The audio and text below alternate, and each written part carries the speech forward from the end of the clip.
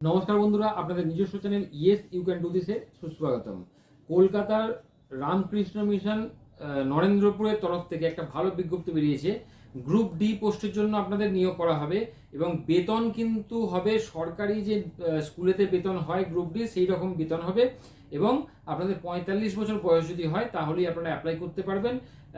কোনো রকম রিজার্ভেশন কিন্তু এখানে বলেনি। ওকে, কিন্তু শুধুমাত্র মেল ক্যান্ডিডেটরাই অ্যাপ্লাই করতে পারবেন। তো কি ডিটেলসে যে নোটিফিকেশনটা বেরিয়েছে আমি আপনাদের কম্পিউটার স্ক্রিনে গিয়ে আপনাদের বুঝিয়ে দেবো।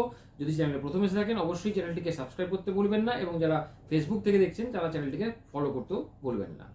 পোস্ট অ্যাপ্লাইড ফর্ম মানে যে ফর্মটা আপনারা ডাউনলোড করবেন সেই ফর্মটা কিন্তু এখানে আমি বলে দিচ্ছি কিভাবে আপনারা ফিল আপ করবেন। এখান থেকে আপনারা একটা পাসপোর্ট সাইজ ফটোগ্রাফ এবং ফুল সিগনেচার করবেন, পুরো সিগনেচার করবেন আর পাসপোর্ট সাইজ ফটোগ্রাফ ওখানে একটা চেটাবেন। তারপর এখানে দেখুন যে ফর্মটা আপনারা জমা করছেন to the secretary regional Brearley press Ramakrishna mission blind boys academy Narendrapur Kolkata 103। এখানে প্রথমেই আপনারা যে ফর্মটা ফিল আপ করবেন সেখানে আপনারা ব্লক লেটারে আপনাদের নাম দেবেন, ফাদার্স নেম দেবেন, ডেট অফ বার্থটা এখানে মেনশন করবেন। সেখানে আপনাদের 1/7/2026 হিসাবে কত বছর কত মাস কত দিন হলো সেটা দেবেন। কাস্ট যদি কিছু থাকে সেটা দেবেন, সাবকাস্ট যদি থাকে দেবেন এবং রিলিজিয়ান কি আছে সেটা দেবেন। যদি পিএইচ ক্যান্ডিডেট হন তাহলে ইয়েস নো এখানে ফিল আপ করবেন। ওকে, এবারে কমপ্লিট পোস্টাল অ্যাড্রেস দেবেন, যেখানে আপনাদের চিঠিপত্র যাবে সেই অ্যাড্রেসটা কিন্তু আপনারা এখানে দিতে বলবেন না। এছাড়া আপনাদের ক্লাস 8 পাস থেকে ক্লাস 12 পর্যন্ত যে এডুকেশনাল কোয়ালিফিকেশান আছে তাই সেই এডুকেশনাল কোয়ালিফিকেশান কিন্তু এখানে দেবেন। কোন বোর্ড থেকে পাস করেছেন, কত সালে পাস করেছেন, কত নম্বরের মধ্যে কত নম্বর ছিল, সমস্ত কিছু এখানে আপনারা ফিল আপ করবেন। তারপর যদি আপনারা কোথাও চাকরি করে থাকেন বা করছেন তার ডিটেলসটা কিন্তু এখানে কমপ্লিট করবেন। কমপ্লিট করার পর এখানে আপনাদের কিছু ইয়েস নো অপশান দিয়েছে, যেমন কোনো রকম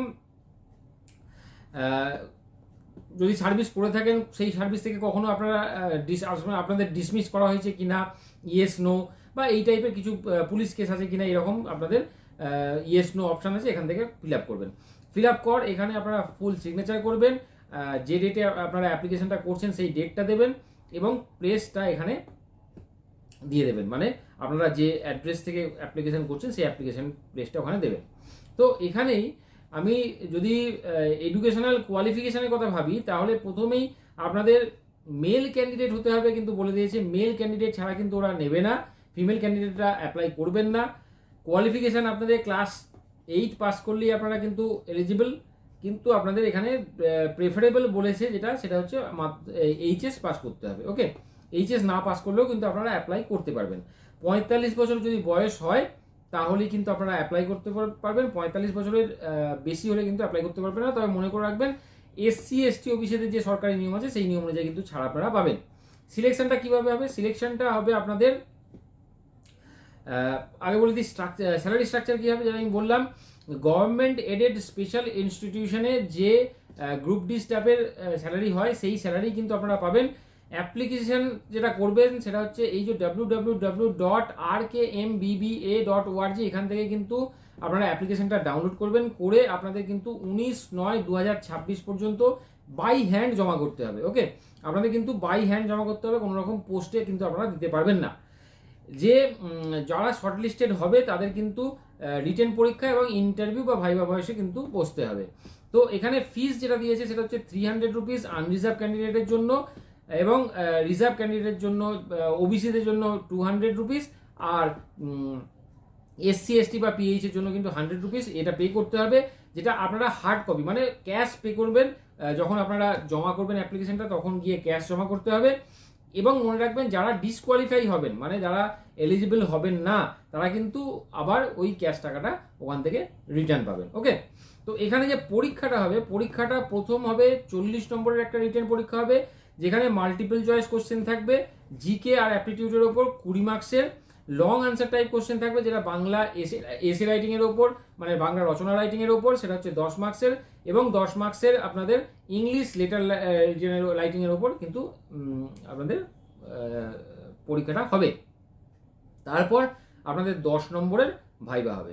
ওই যে অ্যাপ্লিকেশন ফর্মটা আমি শুরুতে দিয়েছি তার সাথে কিন্তু কী কী জমা করবেন, ক্লাস 8 বা যেটা আপনাদের হাইয়েস্ট কোয়ালিফিকেশান যেটা দিয়েছেন তার সার্টিফিকেট দেবেন, যে কোনো মার্কশিট মানে যেগুলো আপনারা মেনশন করেছেন তার মার্কশিট, এজ প্রুফ মানে মাধ্যমিকে অ্যাডমিট কার্ড দিতে পারেন বা ডেট অফ বার্থ দিতে যেটা আপনাদের বার্থ সার্টিফিকেট আছে সেটা দিতে পারেন। আইডেন্টিটি প্রুফ হিসাবে আধার কার্ড দেবেন, এবং কাস্ট সার্টিফিকেট যদি থাকে তাহলে কাস্ট সার্টিফিকেট দেবেন, পাসপোর্ট সাইজ ফটোগ্রাফ দেবেন, আর সিগনেচার করবেন। সিলেকশন যেটা হবে সেটা প্রথম যে স্টেপটা হবে সেখানে আপনাদের নোটিশ বোর্ডে বা ওয়েবসাইটে কিন্তু আপনাদের যে এলিজিবল এবং ডিসকোয়ালিফাইড মানে রিজেক্টেড ক্যান্ডিডেট লিস্ট ওরা পাবলিশ করবে। করার পর যারা এলিজিবল হবেন তাদের মিনিমাম মানে 15 দিনের আগে কিন্তু রিটেন টেস্টে 15 দিনের আগে থ্রু ইমেল বা ওয়েবসাইটের মাধ্যমে কিন্তু আপনাদের জানিয়ে দেবে কবে পরীক্ষা হবে এবং কোথায় পরীক্ষা হবে। এখানে কিন্তু 0.25 মার্কস নেগেটিভ মার্কিং আছে, মানে 4টের যদি ভুল করেন তাহলে কিন্তু 1 নম্বর আপনাদের কাটা যাবে। তো বেশি দেরি করবেন না, খুব বেশি সময় নেই, তাড়াতাড়ি অ্যাপ্লাই করে দিন। আজকে ভিডিওটা যদি ইনফরমেটিভ মনে হয় অবশ্যই লাইক বাটনটি প্রেস করতে ভুলবেন না এবং চ্যানেলটিকে সাবস্ক্রাইব ও ফলো করতে ভুলবেন না।